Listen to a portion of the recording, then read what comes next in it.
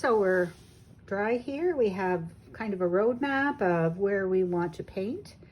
And we're going to start with the mid-tones of the rocks. So they're not really light, they're not really dark. We can go over the dark with some paint because I'm going to use it in a translucent way. Translucent means can kind of see through it. So I'm getting some yellow ochre. That'll be a mid-tone for me.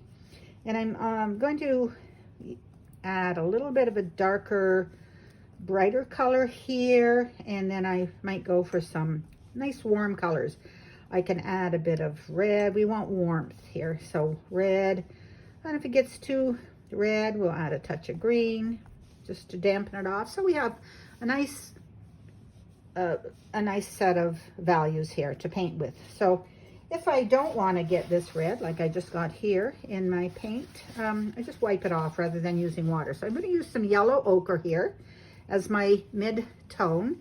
And I'm just going to go start to putting in, and I'm looking at my reference. And notice I'm painting, I'm just using the flat side of my brush, letting the paint mix as I put it down. And because I have a roadmap of where I want my lights and darks, I can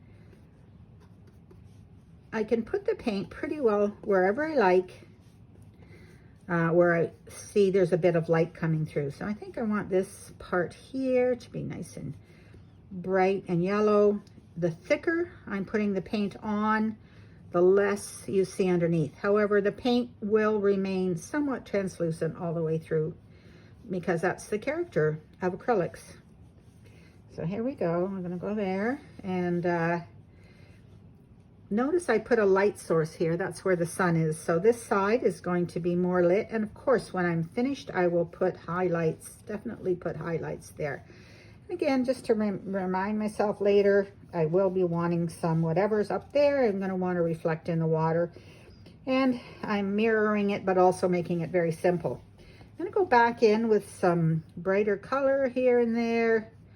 And you can see I'm holding my brush in different ways because I want nice brush, fresh brush strokes, but also I'm trying to remember that I want these rocks to more or less have geometric shapes. So it's a bit warm here where the sun might be hitting it, although it's quite a bit darker than the rest. So there we go. And here, so there's the rocks. So now I'm going to go in and I'm going to, well, just finish up here. So okay, so now I've got a nice bounce of warm colors. Now I'm going to go in, I'm going to clean off my brush, and I'm going to put in some darks. So the darks in shadow, I'm going to complement the orange with kind of a bluish color here. So I am going to use Ultra. I might add a bit of cerulean here and there. Don't want them too dark. So let's add a touch of light, but we can also add some reds. Again, we're going for color. We're going to go back in with our darks now. And again, we've got some blue. We're going to add a touch of purple here and there. And this Ultra with a bit of burnt sienna. And it's still a little bit moist, so I'm getting some nice soft edges here. If I want it softer, I just get another brush, this other brush, and soften the edges there, so with the rock. So there. And I'm really trying to decide, okay, this is where my brush stroke is going to go. I want it a little darker in there. And then this is the shape of that dark that I want. So trying really looking at it. I'm going to tilt the brush this way because I see the rock going up here. Again, this is the background, kind of a dark rock, not too much detail.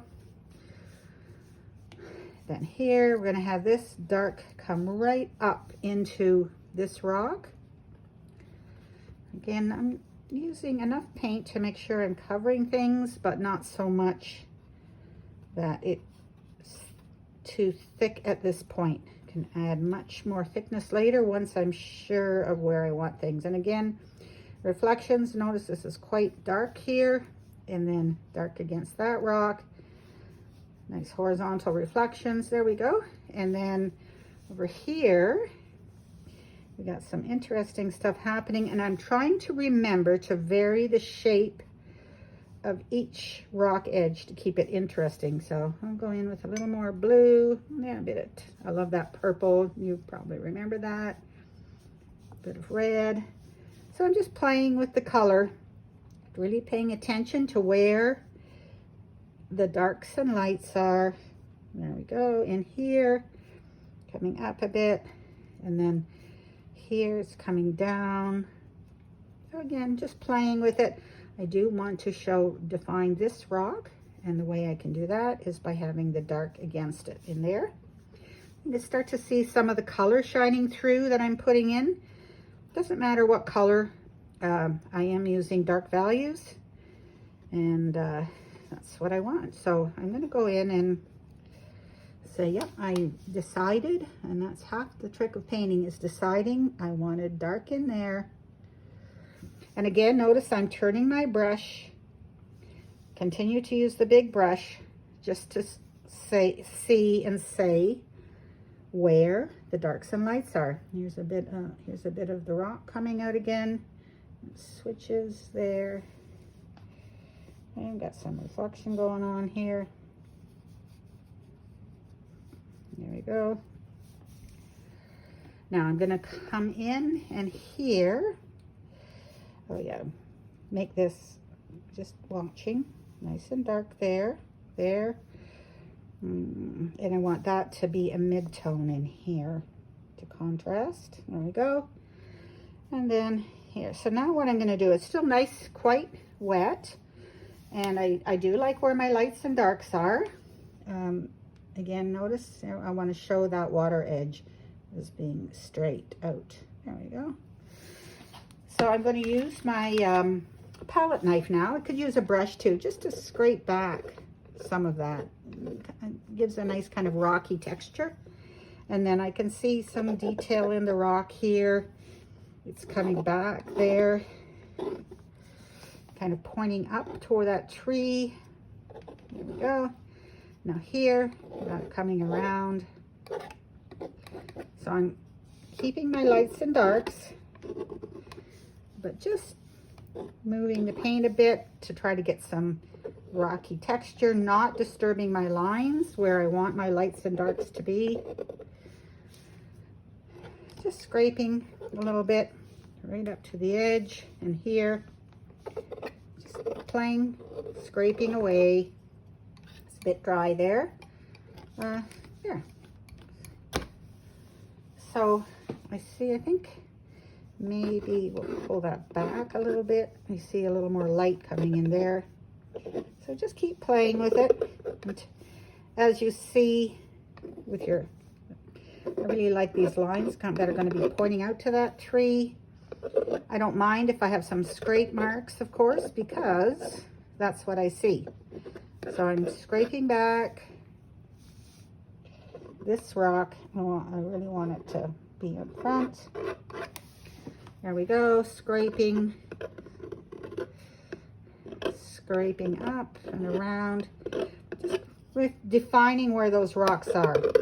I could do that with paint as well, and I will be doing that after, but right now I have a pretty good idea of where this one, I want to define this rock edge here.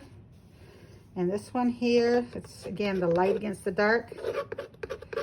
Just scraping away. She's